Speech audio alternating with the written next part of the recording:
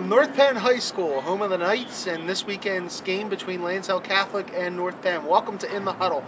Along with Drew Markol of the Intelligencer, I'm Kevin Cooney with the Bucks County Courier-Times, and as we look at week 2 here of the high school football season, and Drew, the big story out of week 1 obviously was Saturday's upset of Neshaminy, your alma mater, and I guess what do you take out of that? Can Saturn compete, you think, in this division against North Penn? I think it's a little bit too early to tell. It was a nice win for Satterton, a nice confidence, maker. But week 1, after what North Penn did to them last year, shutting them out, it's still I don't want to jump that far ahead.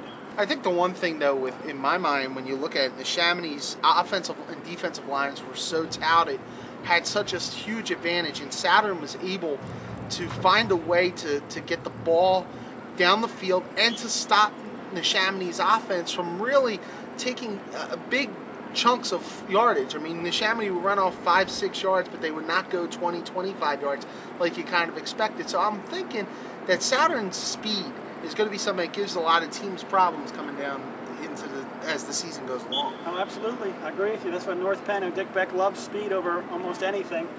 And his defense isn't huge, but they're fast. So maybe they're a little modeled after North Penn, but let's give it a couple weeks. Speaking of North Penn, they go to Liberty last week and they beat Liberty, and they come home for this game against Lansdale Catholic.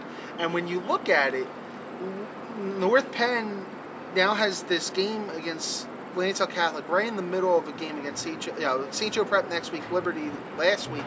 Are you worried about a possible, tweener game? I don't think so. With the high school kids, everything is big, and when they're playing Lansdale Catholic, they haven't played this game in 7 years, I believe, but these kids want to do well against their neighbors. I don't think that either side will have any problem getting up for it. What was the one thing about North Penn last week that really impressed you?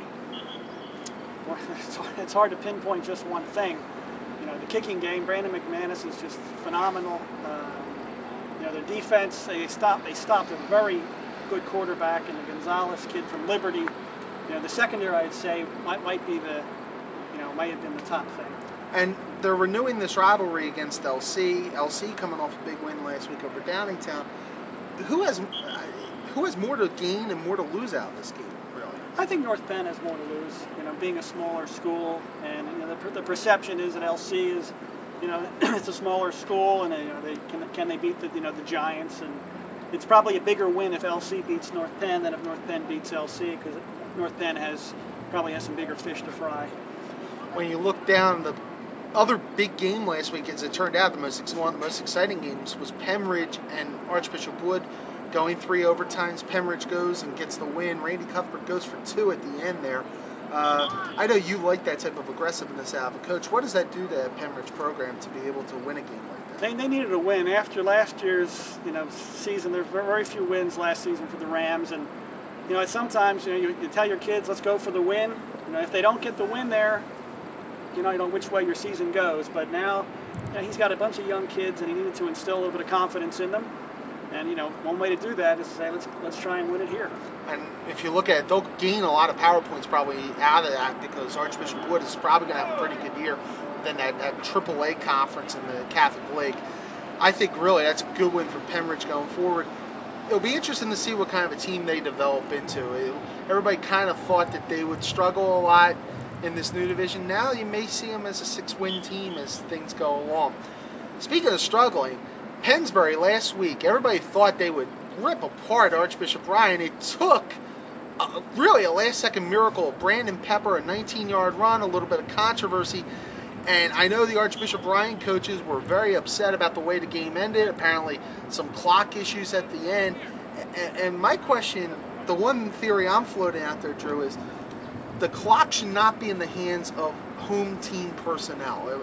Currently, usually it's in the hands of a person who's connected with the program. It's a little bit of an official, but not really an official. Should there be more monitoring, especially in these non-league games, of who's running the clock? In a perfect world, you'd have that, but you've got guys who've been running these clocks for 30 years, and sometimes they don't see the guy, the referee, waving his arm to start the clock, and is there some home cooking? And have I seen home cooking over the years?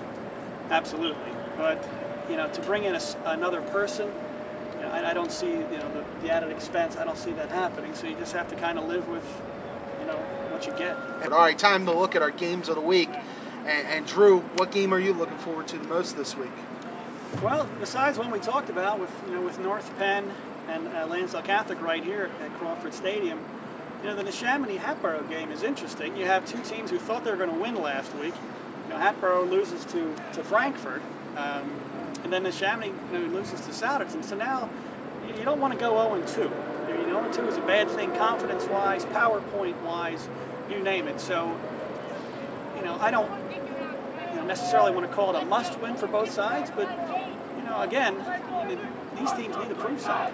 And if you look at it from the lower portion of the county, the big surprise, actually, if you take from the last part of last season and take it to the first week of this season, has been Council Rock South. Winners of 6 in a row, travels to War Memorial on Friday night. They'll play Central Bucks East.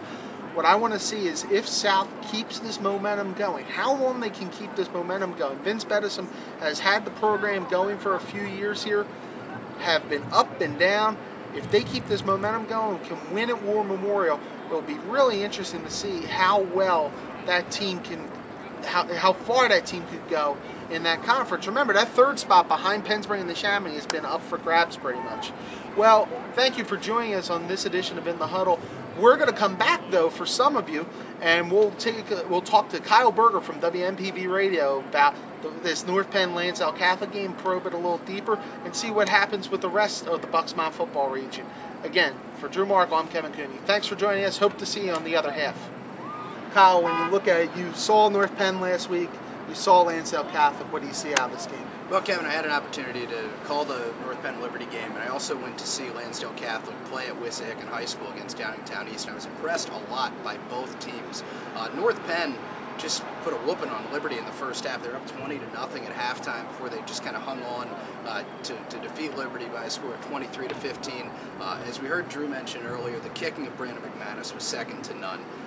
6 for 6 on touchbacks. It's almost unheard of in high school. It's such an advantage to put your opponent at the 20-yard line to start every drive. The other thing I noticed was just the difference-making ability of Ronnie Akins. Lining up at wing back, playing the secondary, lining up at wide receiver. He can score from anywhere on the field, and there aren't many players in this region you can say that about.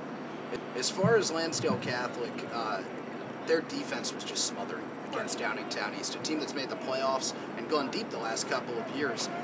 They knocked the starting quarterback for Downingtown East out of the game with a broken collarbone in the first half, and I think at halftime Downingtown East had 9 yards of total offense.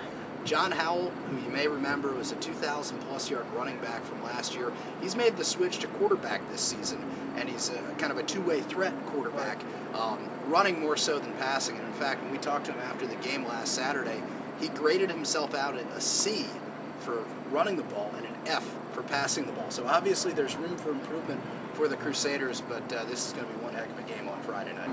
That's Kyle Berger, again, one of the best play-by-play man in the Bucksmont region. Don't forget to listen to him on 1440 WMPV, our sister station. Really, if you look at, we have the WMPV Intelligencer Scoreboard Show after every one of his games.